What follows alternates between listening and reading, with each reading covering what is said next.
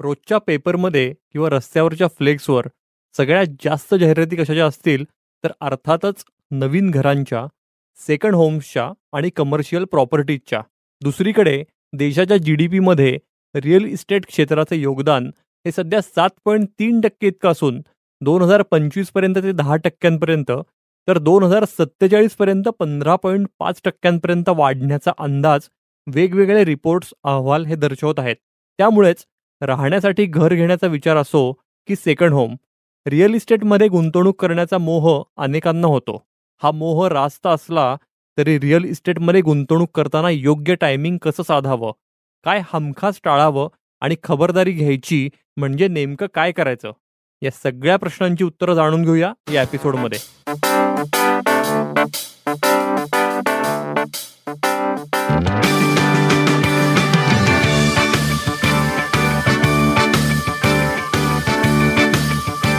फंडा म्युच्युअल फंडाचा या आमच्या पॉडकास्टमध्ये सगळ्या गुंतवणूकदारांचं अगदी मनापासून स्वागत. क्रिसेंट या पुण्यातल्या आघाडीच्या म्युच्युअल फंड डिस्ट्रीब्युटर फर्मचे संचालक भूषण वाणी हे आपल्या सोबत आहेत. नमस्ते भूषण, कसे आहात तुम्ही? नमस्ते Niranjan, I am good, fine, excellent. How are you? एकदम परफेक्ट. आणि नवीन वर्ष सुरू झालेलं आहे आणि चैतन्याचं, उत्साहाचं वातावरण आहे सर सगळीकडे. नक्कीच. राम मंदिराचं पदार्पण भारतात नव्यानं होत आहे. आजच नरेंद्र मोदींच्या हस्ते मोठ्या थाटामाटात पूजा होत आहे आणि मंदिर भव्य साकारलं जात आहे. याचा आनंद सगळ्यांनाच भारतात आहे. पण त्याचबरोबर गुंतवणूक हा विषय देखील महत्त्वाचा आहे. म्हणून आपला हा पॉडकास्ट 29वा पॉडकास्ट रिअल इस्टेटचं टायमिंग, घर घेण्याचं टायमिंग हे कसं असावं त्याबद्दल आपण करत आहोत. येस. सो आता पहिला प्रश्न आहे तुम्हाला की रिअल इस्टेट या ॲसेट क्लासकडे तुम्ही कसं बघता? रिअल इस्टेट हा ॲसेट क्लास आहे. बेसिकली आपण स्मार्ट ॲसेट ॲलोकेशन असा एक टॉपिक पॉडकास्टमध्ये आपल्या घेतला होता आणि प्रत्येक ॲसेट क्लासमध्ये किती पर्सेंटेज ऑफ गुंतवणूक कुठलाही गुंतवणूकदार असेल तर त्यांनी कशी केली पाहिजे, म्हणजे त्याला इकॉनॉमीचा मिळणारा परतावा, अर्थव्यवस्थेचा परतावा हा योग्य पद्धतीने त्याच्या पदरात कसा पडेल याच्याबद्दल आपण एक सेपरेट एपिसोड केलाय. तो ऐकला नसेल तर प्लीज प्रत्येकाने ऐकावा. त्याचं नाव स्मार्ट ॲसेट ॲलोकेशन असं आहे. आता रिअल इस्टेट ह्या ॲसेट क्लासकडे वळूयात. सुरुवातीला परत एकदा आपण रिव्हिजन म्हणून असं समजून घेऊ की ॲसेट म्हणजे काय. ॲसेट ह्या गोष्टीचा विचार करताना किंवा ॲसेट क्रिएट करताना अशी कुठलीही गोष्ट ज्या गोष्टीतून आपल्याला इन्कमच्या स्वरूपात काहीतरी पैसे मिळत आहेत आणि आपल्याला रेग्युलर उत्पन्न मिळू शकते, असं ॲसेट आपण क्रिएट करणं म्हणजेच आपण ॲसेट क्रिएट करणं. आता रिअल इस्टेट ह्या ॲसेट क्लासकडे बघताना आपण किती गुंतवणूक ह्या ॲसेट क्लासकडे केली पाहिजे ह्याला काहीतरी महत्त्व आहे. कारण आपल्या आयुष्यात प्रत्येक टप्प्यावर काहीतरी गोल असतात. आयुष्यातला प्रत्येक टप्पा हा गोलने व्यापलेला असतो आणि त्या जबाबदाऱ्या पूर्ण करताना आपल्याला प्रत्येक ॲसेटच्या माध्यमातून पैसे हे बनवायचे. त्यातलाच एक ॲसेट क्लास म्हणजे रिअल इस्टेट. रिअल इस्टेटमध्ये साधारणतः ॲव्हरेज वय जर 30 घेतलं किंवा 40 घेतलं तर आपल्या 100रातले 20 रुपये, 20% रक्कम ही रिअल इस्टेट ह्या ॲसेट क्लासकडे गेली पाहिजे आणि त्यातून आपल्याला फिजिकल ॲसेट म्हणून त्याच्याकडे बघता येऊ शकतं. त्यातून आपल्याला उत्पन्नाच्या स्वरूपात रेंटल इन्कम हे आपल्याला त्यात मिळू शकतं आणि रिअल इस्टेट हा ॲसेट क्लास आपल्याला काळाच्या ओघात चांगला परतावा हा देऊ शकतो. म्हणूनच रिअल इस्टेट ॲसेट ही प्रत्येकाच्या पोर्टफोलिओचा पार्ट ही असली पाहिजे. ओके भूषण, स्वतःचं घर असणं याला आपल्या देशात, आपल्या समाजात विशेष महत्त्व आहे. पण घराचं स्वप्न साकारताना पूर्वतयारी नेमकी काय हवी?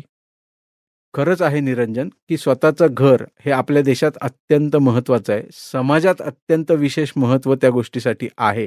कारण आपण बघतो ट्रेंड आहे की गावाकडे जेव्हा मुलीसाठी जावई शोधायचं आहे तेव्हा घर असल्याशिवाय जावई करून घेतला जात नाही, किंबहुना बेसिक गरजा ह्या पूर्ण होऊ शकतात आपल्या मुलीच्या, अशी गोष्ट ही बघितली जाते. प्रत्येक पालक त्याची काळजी घेतो. म्हणजेच ह्या दृष्टिकोनातून घरासाठी महत्त्वाचे पैसे हे जमा करायला लागतात आणि त्याला अनन्यसाधारण महत्त्व आहे. पण आता घर घेताना ॲक्च्युली पूर्वतयारी काय करायची आहे? समजा मी 20 वर्ष माझी कंप्लीट झालेली आहेत, माझं एज्युकेशन कंप्लीट जस्ट होतंय, मी आता 20-22 आहे आणि आता मला प्राथमिक स्वरूपाची नोकरी मिळाली, म्हणजे मी लगेचच घरासाठी उडी मारायची आहे का? तर मला विचार काय करायचा आहे की माझ्या आयुष्यात इथून पुढे घटना काय काय घडणार आहेत. माझे फायनान्शियल गोल्स हे कुठले कुठले असू शकतात. कारण प्रत्येक गोलसाठी पैसा जमा करणं हे आपलं काम आहे आणि ते वेगवेगळ्या ॲसेटच्या माध्यमातून तयार करणं हे देखील एक चांगला गुंतवणूकदार म्हणून आपलं काम आहे. सो घराची पूर्वतयारी करताना प्राथमिक पहिलं घर घेताना आपल्याला घरासाठी जे गुंतवणूक करायला लागणार आहेत, म्हणजेच आपण ज्याला डाऊन पेमेंट असं म्हणतो, ते डाऊन पेमेंट जे करायला लागणार आहे तर त्याची पूर्वतयारी आपल्याला आपल्या इन्व्हेस्टमेंटच्या माध्यमातून करायची आहे. कारण आपण अगदी 2 BHK फ्लॅट पुण्यासारख्या ठिकाणी किंवा भारतातल्या कुठल्याही शहरात जर आज बघितलं तर साधारण 50 लाख 60 लाख रुपये त्याची किंमत असते. त्या आजूबाजूला असणारे एन्व्हायरमेंट, तिथं असणारं मार्केट, तिथली असणारी इकॉनॉमी यानुसार तो रेट हा वर खाली होऊ शकतो. पण साधारण जर अशी व्हॅल्यू पकडली की 50 ते 60 लाख रुपये किंमत आहे आणि आत्ताच माझी जस्ट नोकरी सुरू झालेली आहे, तर मी इमिडिएटली त्या घरासाठी जायला हवं का किंवा मला ते घेता येणं शक्य आहे का? शक्य जरी असलं किंवा मी जाऊ जरी शकत असलो तरी फक्त घर ही एकमेव गरज आपली नाही. त्यामुळे पूर्वतयारी करताना आपण घराचं डाऊन पेमेंट आपलं जसं तयार होईल, म्हणजे 50 लाख जे आपण उदाहरण बघितलं तर त्याच्यात 20% डाऊन पेमेंट म्हणजे 10 लाख रुपये जर माझे तयार झालेत तर मी ही पहिली माझी पूर्वतयारी असेल.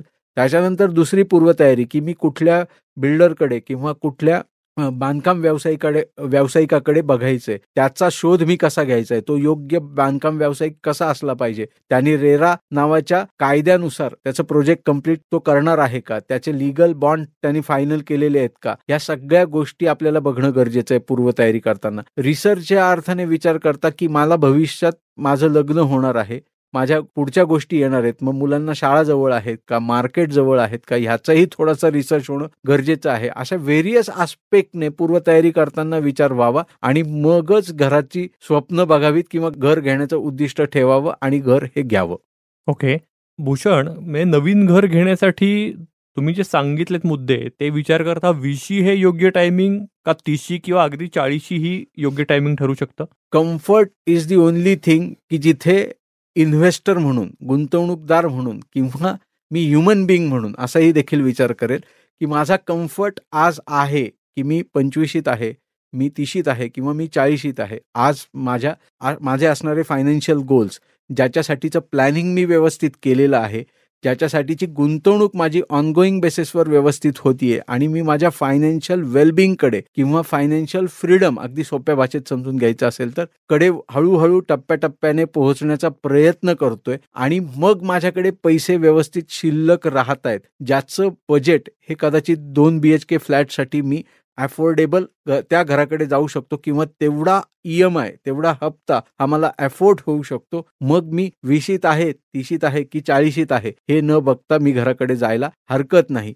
आपल्याला कम्फर्ट झोनच्या बाहेर यायचंय, पण कम्फर्ट झोनमधून बाहेर येताना अननेसेसरी आपला पगार जर 1 लाख रुपये असेल तर 80,000चा हप्ता बांधून घेऊ नका. आणि आपलं वय जर 30 असेल की आपल्या पुढच्या जबाबदाऱ्या, मुलांची शिक्षणं, त्यांची लग्न, आपलं रिटायरमेंटचं प्लॅनिंग, किंबहुना हल्लीचा जो एक मोठा गोल आहे की मला जग फिरायचंय, हा देखील एक फायनान्शियल गोल आहे. तर ह्याच्यासाठीची पुंजी, ह्याच्यासाठीचा पैसा हा व्यवस्थितरित्या बाजूला शिल्की पडतोय, कारण हे देखील तितकेच महत्वाचे गोल आहेत. आयुष्य जगताना प्रत्येक टप्प्यावर या गोष्टींची गरज पडते. जसं घर आहे तसे या देखील गोष्टी गरजेच्या आहेत. तर ह्या प्रायोरिटी सेट करून मग आपलं वय किती आहे, आपण किती हप्ता बेअर करू शकतो, किंबहुना माझ्याकडे तेवढी साठवणूक पैशांची आहे का, माझी लिक्विडिटी मेंटेन आहे का, उद्या जर अनफॉर्सिन इव्हेंट माझ्या आयुष्यात जर काही आले तर ते मी व्यवस्थित टॅकल करू शकतोय का, या सगळ्या गोष्टींचा सारासार विचार करून मग आपण घराकडे जायला हरकत नाही. मग मे बी आपलं वय आपण 20शीत असू, 30शीत असू किंवा 40शीत असू. खूप महत्त्वाचा मुद्दा सांगितलात तुम्ही की प्रायोरिटीज आधी आपल्या सेट केल्या पाहिजेत आणि लाख रुपये पगार येतात त्यातले 80,000 रुपये EMI जातोय घराचा, तर हे पण तितकंसं बरोबर नाही, कारण मग बाकी गोष्टींना कॉम्प्रोमाइज हे करावं लागू शकतं किंवा अनफॉर्सिन इव्हेंट्समध्ये जसं तुम्ही म्हणलात इमर्जन्सी काही आली तर तेव्हा फंड्स अवेलेबल नाहीत, असं होऊन उपयोग नाही. म्हणजेच निरंजन, मला परत एकदा मुद्दा जो इथे अधोरेखित करायचा आहे की स्मार्ट ॲसेट ॲलोकेशन, आपण प्रत्येक ॲसेटचं प्रत्येक ह्युमन बिईंगच्या आयुष्यात किंवा प्रत्येक कुटुंबासाठी महत्त्व आहे, पण ते प्लॅनिंग योग्य करून, त्याचं व्यवस्थित मांडणी करून आणि मग आपण रिअल इस्टेट ह्या ॲसेट क्लासमध्ये गुंतवणूकदार म्हणून किती पर्सेंटेज गुंतवणूक केली पाहिजे ह्याचा कुठेतरी ठोकताळा व्यवस्थित कागदावर मांडून, गुंतवणूक सल्लागाराचा सल्ला घेऊन किंवा तुम्ही ज्या CA कडे तुमचं इन्कम टॅक्स रिटर्न भरत असाल त्याचा सल्ला घेऊन मग आपण पुढे जायला हरकत नाही. परफेक्ट. सो नवीन घर घेण्याचं स्वप्न हे म्युच्युअल फंड SIPच्या माध्यमातून साकारता येऊ शकतं का? 100% साकारता येऊ शकतं. कारण ह्याचं उत्तर मी असं देईल, की बाबा अगदी मी आत्ता 25शीत आहे, तर घाईघाईत घर न घेता मी माझे वेगवेगळे व्हरायटी ऑफ फायनान्शियल गोल ज्याच्याबद्दल आपण मागच्या प्रश्नामध्ये बघितलं, की त्याची सगळी मांडणी केली आहे आणि घर हा देखील एक गोल म्हणजे माझं घराचं चांगलं घर करणं हे माझी जबाबदारी आहे कुटुंबासाठी आणि ते मला करायचं आहे. पण ते चांगलं घर करताना त्याची कॉस्ट ही खूप मोठी आहे. तर ती कॉस्ट मला व्यवस्थित मॅनेज करता यावी. उगीचच अननेसेसरी कर्जाचं बर्डन खूप माझ्या अंगावर राहू नये आणि माझं फायनान्शियल प्लॅनिंग हे उत्तम असावं आणि मी जर म्युच्युअल फंडच्या माध्यमातून सिस्टमॅटिक इन्व्हेस्टमेंट प्लॅनच्या माध्यमातून जर SIPला सुरुवात केली स्पेसिफिक असा गोल कन्सिडर करून की मला पुढच्या येणाऱ्या 5 वर्षांच्या कालावधीमध्ये 10 वर्षांच्या कालावधीमध्ये माझं स्वतःचं घर करायचंय, माझ्या कुटुंबासाठी योग्य घर करायचंय, तर ते SIP हे इन्फ्लेशनला बीट करणारं किंवा योग्य फंड जर मी निवडला गुंतवणूक सल्लागाराच्या सल्ल्याने आणि त्या पद्धतीने जर 5 वर्ष 7 वर्ष 10 वर्ष जे काही माझं गोल असेल, ज्या वर्षांनंतर मला स्वतःच्या घरामध्ये जायचं आहे त्या पद्धतीने प्रपोर्शनेट इन्व्हेस्टमेंट SIPच्या माध्यमातून जर केली तर नक्कीच तुम्हाला डाऊन पेमेंट किंवा त्याच्यापेक्षा चांगले पैसे, कारण घराचं डाऊन पेमेंट करणं आणि बँकेकडून लोन घेणं एवढीच एक जबाबदारी किंवा घर घेताना याच गोष्टी फक्त कन्सिडर करतात असं नाही, केल्या पाहिजेत असं नाही. आपल्याला घर घेतल्यानंतर त्याच्यात फर्निचरसाठी सुद्धा मोठा पैसा आज मोजायला लागतो. त्यामुळे पैसे हे बाजूला पडले पाहिजेत आणि त्याच्यासाठी SIP हे नक्की उत्तम माध्यम आहे. एक इम्पॉर्टंट पॉईंट तुम्ही सांगितलं की तुम्ही जर 20शीत आहात 25शीत आहात तर पुढची 5-10 वर्ष SIPच्या माध्यमातून एक कॉर्पस साठवून त्याच्यानंतर तुम्ही घराच्या डाऊन पेमेंटची तरतूद त्यातनं करू शकता आणि मग घरातला विचार हा सिरियसली करू शकता. नक्की करू शकता निरंजन. आपण थोडं जर हिस्ट्रीमध्ये गेलो तर आपले आई वडील असतील, आजी आजोबा असतील, तर ह्यांचं पूर्वी उत्पन्न कमी होतं आणि कुटुंब मोठं होतं. तर त्यांना कुटुंब सांभाळतानाच त्यांची त्रेधा तिरपीट व्हायची. म्हणजे मी हिस्ट्री ही याच्यासाठी रिपीट करतोय की कारण त्या हिस्ट्रीमधून आपल्याला मिळणारं शिक्षण किंवा आपण घेतलेला अनुभव हा देखील आपल्या पाठीशी आहे, महत्त्वाचा आहे आणि तो आपल्याला घर घेताना उपयोगी ठरणार आहे. तर ती लोकं 25, 30, 40 वर्ष काम करायची आणि मग आलेल्या पुंजीतून आलेली जमा पुंजी आहे, मग त्यांना PPFच्या माध्यमातून पैसे आलेले असतील किंवा वेगवेगळ्या गुंतवणुकी ते जे करायचे, ट्रेडिशनल गुंतवणूक जी करायचे, तो पूर्ण पैसा जमा करून मग ते घर स्वतःचं निर्माण करायचे, तयार करायचे, अशी एक पद्धत होती. आत्ताची पद्धत थोडीशी बदलली आहे की मुलगा 20शीत आहे 25शीत आहे, नोकरी उत्तम लागली आहे, पगार उत्तम आहे की मी इमिडिएटली मोठ्या घराकडे वळतो. सो हा अँगल फक्त न ठेवता, कारण जसं पूर्वी जबाबदाऱ्या आई वडिलांना होत्या तशाच जबाबदाऱ्या किंबहुना त्याच्यापेक्षा जास्त मोठ्या जबाबदाऱ्या आपल्या आयुष्यात येणाऱ्या आहेत. कारण इन्फ्लेशन हा किलिंग फॅक्टर आहे आपल्या आयुष्यातला आणि जो प्रत्येक गोष्टीसाठी आहे. मग तिथे फूड इन्फ्लेशन आहे, एज्युकेशन इन्फ्लेशन आहे, वेगवेगळ्या गोष्टींसाठी आहे. म्हणून आपल्याला परत एकदा प्रायोरिटी सेट करून, घरासाठी देखील प्रायोरिटी सेट करून योग्य फंड, योग्य कॉर्पस SIPच्या माध्यमातून जमा करण्यासाठी आपण जर तो वेळ दिला तर आपण 2-3 BHK असा विचार न करता एका चांगल्या घरामध्ये जाऊ शकतो, चांगल्या घराचं स्वप्न हे साकारू शकतो. भूषण, बऱ्याचदा हल्ली असं दिसतं की आई वडिलांचं स्वतःचं घर असतं, त्याच्यामुळे मुलांवर तसं कंपल्शन नसतं स्वतःचं घर करण्याचं, पण तरी मुलं जेव्हा कमवायला लागतात तेव्हा एक गुंतवणूक पर्याय म्हणून ते रिअल इस्टेटचा विचार करतात. तर तुम्ही काय सांगाल की रिअल इस्टेटकडे एक गुंतवणूक पर्याय म्हणून बघावं का? निरंजन, अगदी सोप्या भाषेत उत्तर द्यायचं तर आपण प्रत्येक गुंतवणुकीकडे बघितलंच पाहिजे. मग ती फिजिकल गुंतवणूक असेल म्हणजे फिजिकल ॲसेटमध्ये असेल किंवा फायनान्शियल ॲसेटमध्ये असेल. प्रत्येक ॲसेट क्लासचं महत्त्व आहे आणि जे आपण आपल्या पॉडकास्टमध्ये मागच्या स्मार्ट ॲसेट ॲलोकेशनमध्ये बघितलं आहे. पण आता तुम्ही जसं विचारलंत की माझ्या आई-वडिलांचं घर आहे आणि मग मी ॲडिशनल घर घ्यावं का? आता ॲम्बिशन हे कोणाचे लपून राहिलेले नाहीत. प्रत्येकाला स्वतःच्या नावावर काहीतरी हवंय आणि माझ्या नावावर घर आहे. ही संकल्पनाच मुळी प्रत्येकाला भावणारी आहे. पण आपण विचार लॉजिकली करायचा आहे. जेव्हा आपल्याला ॲसेटचं ॲलोकेशन योग्य करायचं आहे, तेव्हा आपल्याला आपल्या आई-वडिलांकडून किंबहुना पूर्वजांकडून काही रिअल इस्टेट प्रॉपर्टी आपल्याकडे मिळतीये का, आहे का, याचा आधी विचार करा. ओके. जर आपण एकुलती एक असू किंवा आपल्याकडे भावंड म्हणजे आपण भाऊ आणि बहीण असू तर खूप मोठी प्रॉपर्टी जर विभागणी होऊन आपल्याकडे येणार असेल तर अननेसेसरी खूप एक्स्ट्रा पैसे रिअल इस्टेटच्या माध्यमातून किंवा फिजिकल ॲसेटच्या माध्यमातून लावण्याची गरज नाही. परंतु आता आईवडील आहेत, त्यांना त्यांचं स्वातंत्र्य हवंय, मला माझं स्वातंत्र्य हवंय, अशी जर माझी मानसिकता असेल तर मी रेंटने घर घेऊन म्हणजे भाड्याच्या घरामध्ये मी राहू शकतो आणि मी योग्य पद्धतीने माझं आयुष्य काढू शकतो. उद्या आईवडील नसताना ती ॲसेट मलाच सांभाळायची आहे, मी तिकडे देखील शिफ्ट होऊ शकतो, असा देखील पर्याय म्हणून मी विचार करू शकतो. आणि खरंच मी खूप ॲम्बिशन्स माझी आहेत आणि मला स्वतःच्या नावावर वास्तू ही हवीच आहे, मला ॲसेट करायचीच आहे, तर मी पर्याय म्हणून गुंतवणूक म्हणून, कारण कधीही एक सामाजिक भान ठेवून आणि एकत्र कुटुंब पद्धती जी आपण जगत आलेलो आहोत, जर आपण आईबाबांबरोबर लग्न झाल्यानंतर देखील राहिलो तर पुढचं आयुष्य हे चांगलं आहे, सुखकत आहे, हे आपण वेगवेगळ्या माध्यमातून बघत आलेलो आहोत आणि संस्कार हे अबाधित राहतात. ॲट दी सेम टाईम माझी ॲसेट देखील क्रिएट होते, मी जी ॲसेट करू इच्छितो आहे, तर गुंतवणूक म्हणून त्याच्याकडे बघायला हरकत नाही. फक्त फॉलो मला काय करायचं आहे गुंतवणूकदार म्हणून, की माझं ॲसेट ॲलोकेशन मी मिस करत नाहीये ना. करेक्ट. ॲसेट ॲलोकेशन मी मिस करत नाहीये ना, हे बघणं खूप आवश्यक आहे प्रत्येक टप्प्यावर. सो आता मला सांगा की सेकंड होम की कमर्शियल प्रॉपर्टी, तुम्ही काय सांगाल? याच्यात थोडासा ॲप्रोच माझा तुम्ही निगेटिव्ह आहे असं म्हणाल, पण सेकंड होम की कमर्शियल प्रॉपर्टी याचा विचार करताना मी जेव्हा गुंतवणूकदार म्हणून विचार करतोय की मला सेकंड होम घ्यायचं आहे, हे माझं ॲस्पिरेशन आहे, ड्रीम आहे, म्हणून मी त्याच्याकडे जायचं आहे का? परत मी मगाशी जसं प्रायोरिटी आपल्याला सेट करायच्या आहेत, की आता आपण 40शीचं उदाहरण घेऊयात. आपण बरेच 20-25ली उदाहरणं बघितलेत, की मी वयाच्या 40शीत आहे, कारण त्या टप्प्यावर येऊनच माणूस सेकंड होम किंवा कमर्शियल प्रॉपर्टीचा विचार करू शकतो.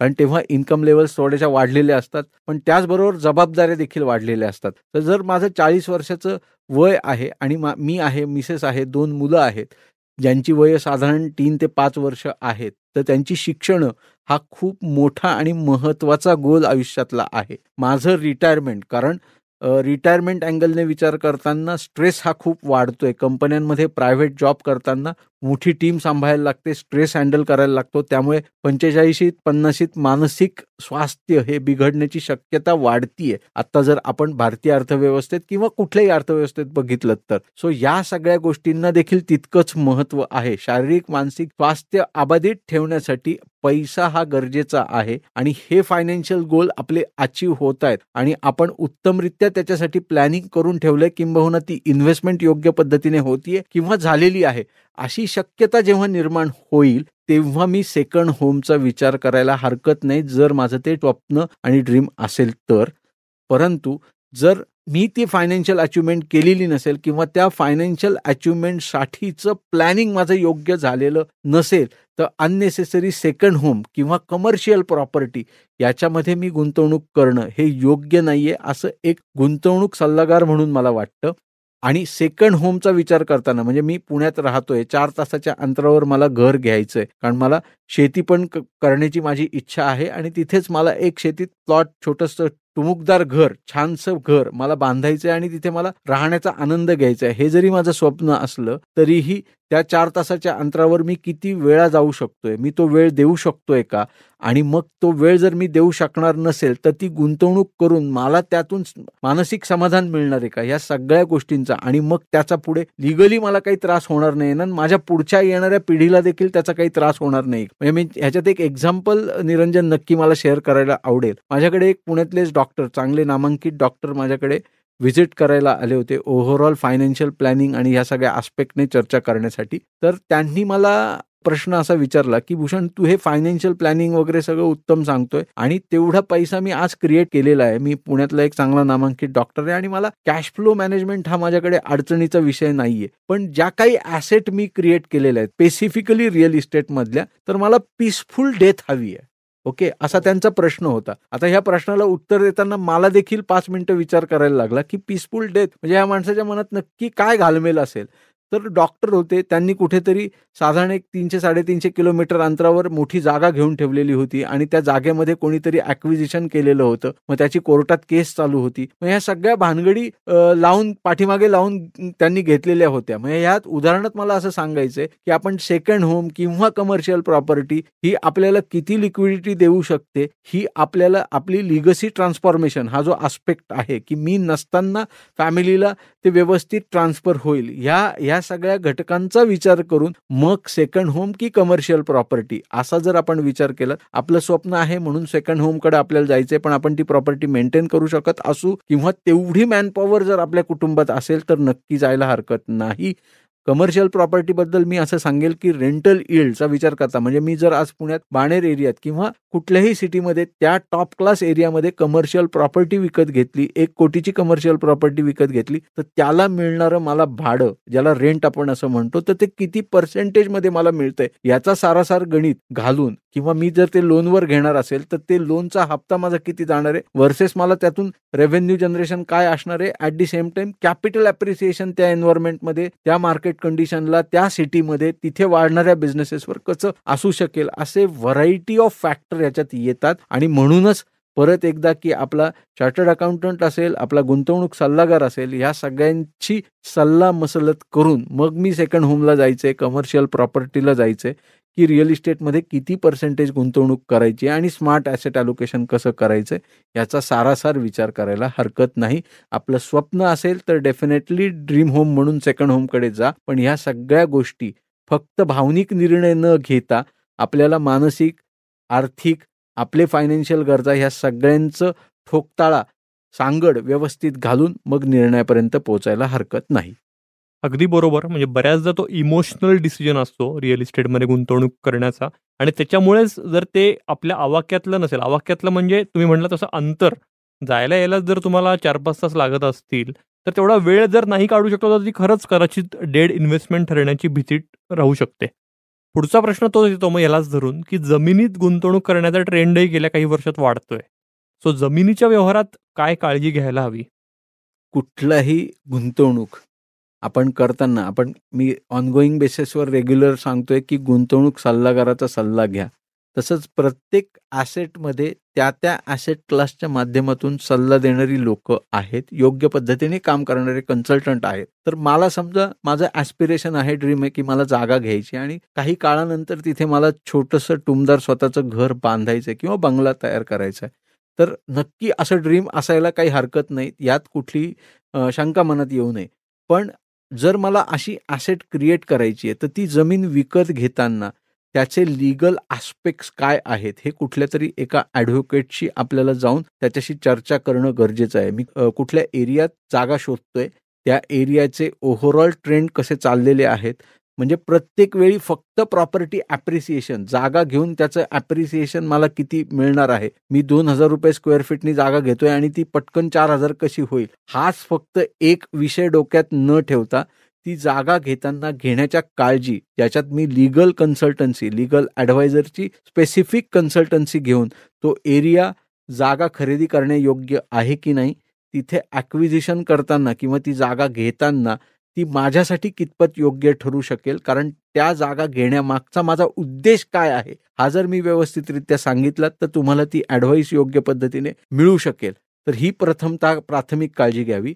त्याच्यानंतर तुम्ही ज्या एरियात जागा घेत आहात, ती ज्या व्यावसायिकाने डेव्हलप केलेली आहे, तो व्यावसायिक किती ट्रस्टवर्दी आहे, त्याची विश्वासार्हता चेक करणं. त्यांनी आत्तापर्यंत जर जागेचे वेगवेगळे व्यवहार हाताळलेले असतील, तर ते ज्या लोकांना त्यांनी डिलिव्हरी केलेली आहे, त्याचा थोडासा रिसर्च हा आपल्याला करणं अपेक्षित आहे. तो आपल्या गाठीशी असणं अपेक्षित आहे. कारण घेतल्यानंतर जर नुकसान उद्भवलं आणि ते जर वयाच्या 30-40 जर उद्भवलं, तर आपल्या बाकीच्या फायनान्शियल गोल्सला देखील दगाफटका होऊ शकतो. म्हणून ती काळजी देखील तितकीच महत्त्वाची आहे.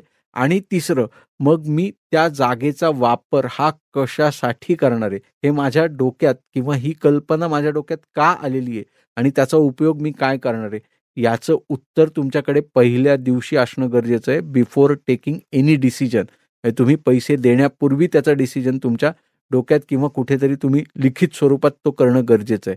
सो अशा व्हरायटी ऑफ मुद्दे ह्याच्यात येऊ शकतात, की मी जमीन घेताना जसं समराईज करताना सांगतो, की त्या व्यावसायिकाची जो ती जागा विकतोय किंवा शेतकरी जरी विकत असेल, तरी त्या शेतकरीची विश्वासार्हता आपल्याला चेक करणं, कारण त्यांनी यापूर्वी असे काही व्यवहार केलेले आहेत का, हे चेक होणं प्रायमा फेसी गरजेचं आहे. वकिलांचा सल्ला ह्याच्यात खूप महत्त्वाचा ठरतो. सो वकील किती पैसे घेतात असा विचार न करता त्याची जेन्युइन फी देऊन त्याच्या माध्यमातून त्याचा जर सल्ला घेतला, योग्य पद्धतीने गेलोत, ते टायटल सर्च, रिसर्च सगळा हा योग्य पद्धतीने केलात, तर ह्या जमीन गुंतवणुकीत देखील आपल्याला योग्य फायदा हा मिळू शकतो. पण परत स्मार्ट ॲसेट ॲलोकेशन हे फॉलो करणं तितकंच गरजेचं. ओके. स्मार्ट ॲसेट ॲलोकेशनवर आपण स्वतंत्र एपिसोड केलाय तुम्ही म्हणलात तसं. तो म्हणजे या आधीच्या एपिसोडमध्ये आपण इक्विटी, डेट, लिक्विड, गोल्ड अशा बाकी सगळ्या ॲसेट क्लासविषयी चर्चा केलेली आहे. सो मग ॲसेट ॲलोकेशनमध्ये रिअल इस्टेटचा शेअर तुम्ही म्हणलेलात की साधारण 20% असावा. पण जर प्रायोरिटी वाईज ठरवायचं म्हणलं तर याचा चढता उतरता क्रम हा कसा लागू शकतो सगळ्या ॲसेट्सचा?